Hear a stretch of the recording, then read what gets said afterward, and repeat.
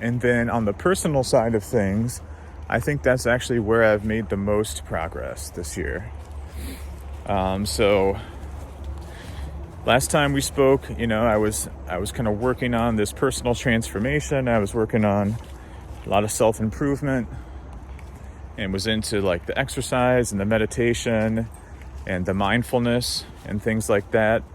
And that was to help overcome some issues that I've had for a long time with anxiety and some depression sorts of things. And also just be able to kind of focus better, be a little bit more focused in what I'm doing. So I feel like I've made the most progress in that area. And it's an interesting path that I went down. And I'll tell you a little bit about it here. It's probably too much for this video because there's a lot there. But I'll try to give you the summarized version. So I was able to kind of identify that one of the areas, one of the things that was causing me anxiety and one of the sort of thorns in my side in an emotional sense was kind of, and I think a lot of people are dealing with this too, the kind of existential dread and anxiety that would come with just kind of, where things are at in the year 2023 on planet Earth, And of course, things have always been kind of chaotic on Earth, but, anyone who's not living under a rock can kind of tell that we've got a lot of challenges. We're dealing with climate change, which is kind of an existential threat. Here in the States, there's been a lot of division along political lines and kind of a lot of tribalism. And we've had some really divisive leaders, who have leaned into sort of like the worst characteristics, of human nature. Things like, dishonesty and hate and greed and all that kind of stuff. And, I kind of saw someone like Donald Trump as being the pinnacle of the worst parts of human nature, So that was very disturbing to me just to see where things were at and, how much of a sway he had over people.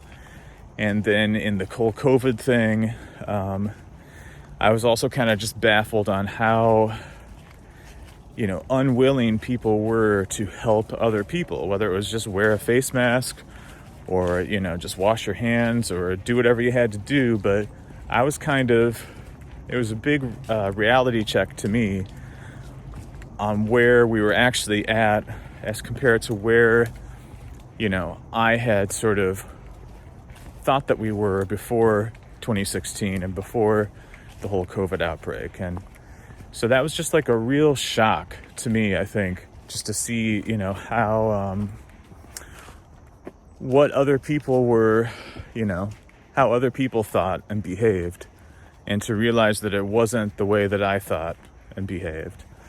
And that was a real kind of an issue that I was really struggling with on how do I deal with this, how do I speak truth to the fact that this isn't okay, and how do I speak that truth to someone who doesn't want to hear it, So how do you get through to people? How do you speak truth to something like that and not end up just becoming part of the problem? And these politics had created a gulf, between me and some of my family members who are on opposite sides of the political spectrum.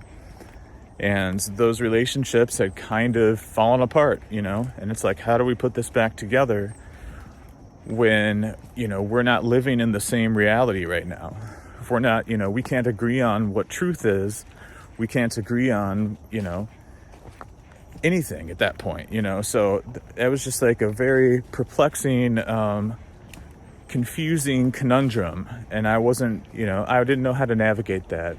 So I started meditating about that. I started thinking about it.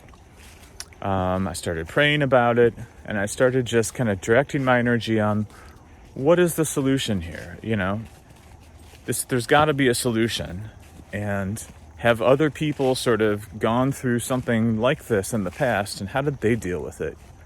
and my attention was brought to Mahatma Gandhi. I'm not quite sure what, got me into him, but I started reading some of his books. And I'll put a link in the description about the 2 different books I was reading. But I started reading his autobiography, which I'm probably going to say the title wrong right now because I don't have it in front of me, but it was something about like a search for truth or a quest for truth. And, he kind of went into how he had encountered a lot of these similar things like this in South Africa and then later in India, and how he was able to ultimately devise a method that he named Satyagraha, which literally means truth force. And Gandhi's philosophy of truth force, or Satyagraha, was based on the teachings and the life and the philosophies of Jesus Christ. Even though Gandhi himself was of the Hindu faith, he believed in, equality of religions, and he believed in God, and he believed in Jesus Christ, in addition, to what he believed in the Hindu faith. And he saw what Jesus had done, oh man, just pause in the conversation right here. Ramsey and I just came up to this little spot. This is one of our favorite spots here. It's probably going to go in for a dip.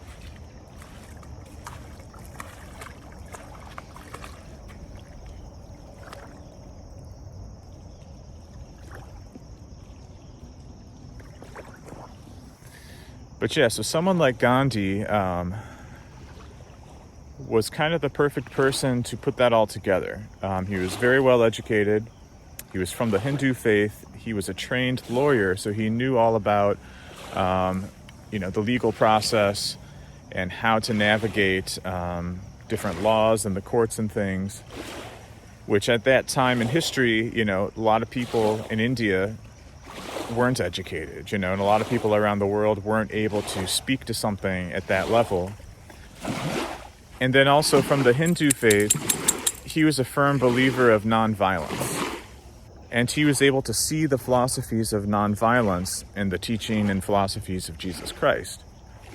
And essentially the premise of Satyagraha is that evil cannot defeat evil. You cannot defeat hate with hate. You cannot defeat injustice with injustice. Only light can defeat darkness. Only love can defeat hate. Only justice and truth can defeat injustice. And one of the things that he pointed out that really kind of hit home to me was that the 2 most powerful forces in the universe are truth and love. And that without truth and without love, none of this would ever exist. It's like the trees need sunlight, the birds need the trees, different animals need the birds, and this whole ecosystem, if it wasn't held together with truth and love, it would have fallen apart long time ago, So his philosophy was based on that there is no greater force in the universe than the combined force of truth and love. And what we know in the Bible, or I should say what the Bible teaches us, is that God is love and God is truth. So really he was able to tie together in a practical sense, not just a abstract philosophical sense, that, that God, aka truth and love, was holding everything together. And then he took that one step further and he said, if there's this evil thing, or if there's this oppression or this injustice that I'm working against, and he started thinking about that, and he realized that, truth will always defeat dishonesty, and love will always defeat hate. So he looked at his current situation, and he thought, okay, well, there's a lot of oppression that he was dealing with, and a lot of racism, and a lot of problems, that were happening around that time period. So how could he effectively defeat those? And he realized that he had the answer right there, that he could defeat it all if he was able to use truth and love. But he didn't stop there. He went one step further and he said, I don't need an army. Just one person with a pure enough heart could defeat all of this if they did it correctly. And he based that philosophy on Jesus Christ. Essentially, Jesus was the first person to perform Satyagraha on the entire world, and it was just him, right? He didn't have an entire army. But based on the philosophy that every action has an equal and opposite reaction, that allowing himself to be crucified would create a ripple effect throughout time, and that it would eventually defeat all of the evil that was on planet Earth. So Gandhi was smart enough to put those pieces together and realize what it was that Jesus had done, and realize why and how it was effective. And then he was able to turn that into a practical strategy of nonviolent resistance and nonviolent protest, which he was essentially, then able to liberate the Indian subcontinent from English imperial oppression. And then he also used and taught people like Nelson Mandela how to use the same tactics in South Africa. So that was a really interesting read, and I would recommend that for anyone who's interested. And then after that, I started reading Martin Luther King Jr., specifically the book Strength to Love, where Martin Luther King Jr. essentially testifies to the fact that Mahatma Gandhi had invented the methods that could defeat oppression. So Martin Luther King adopted his methods and used them here in the United States to lead the civil rights movement. So Martin Luther King Jr., who is also a highly educated person and very religious person, saw what Gandhi was able to do and saw the methods that he was able to use to do that. And he realized that, hey, I can do the same exact thing here in the United States to defeat, segregation and to overcome some of the elements of racism that had been in place in this country, and he was successful in doing that. So after reading about those two guys, I really kind of thought, well, both of these guys are basing their philosophies on the teachings of Jesus Christ. So maybe I need to go back and reread, the New Testament. And that's what I'm currently working my way through right now.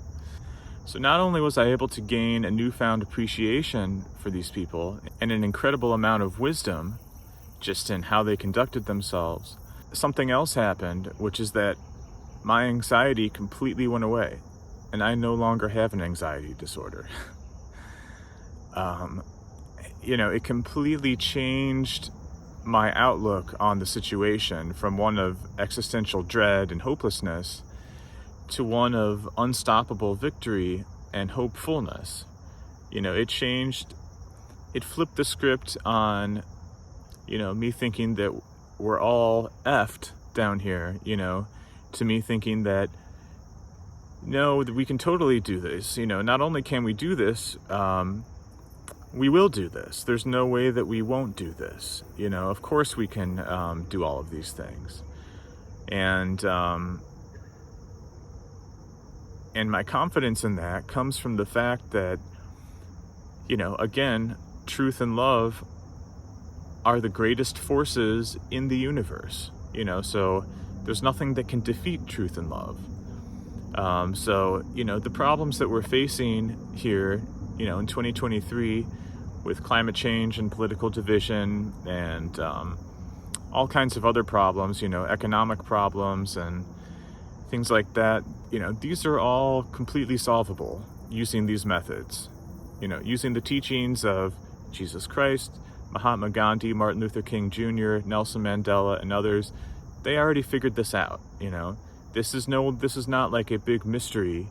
They've given us the path to follow and the tactics, and they've shown us everything that we need to do to fix this. So that completely changed my mindset on everything, I would say. And using some of those philosophies, using some of those tactics, I was essentially, I believe that I was able to actually speak some truth to the situation that was going on amongst me and my family members, and was ultimately also able to kind of heal that rift, which that seemed like a, an insurmountable rift before. And then after the fact, I think it's pretty much healed at this point, or at least it's in the process of healing. So that was a giant eye-opener and an absolute game changer for me, just in terms of who I am as a person and my outlook on life, but also just really speaking to the current this current day and age and our current situation here, in terms of like, how are we going to solve all this stuff? And the answer is easy. We can fix all of this by using Satyagraha. And to me, that's some of the best news. That's news that I needed to hear, and I'm thinking that you guys probably could stand to hear some good news as well. So again, I'll put the links for some of those books that I was reading in the description here. There's a few that I left out. In fact, I might as well mention it here while I'm thinking of it. There's another book called The Four Truths that was also really good. And I don't know, that just helped put some things in perspective for me as well. But I'll put some links about all that stuff in the description. If it interests you, you can go ahead and check it out. Otherwise, we got a few... Ramsey's getting a little impatient. Hey, buddy, I know. We'll get going here soon. Otherwise, I got a few more months left in the year to see what we can get done. Got some good music coming out, so I'm excited about that. And be sure to go check out my new YouTube channel, Patrick Dugan Lessons, if you get a chance. But anyways, thank you guys so much for listening, and I'll see you on the next update.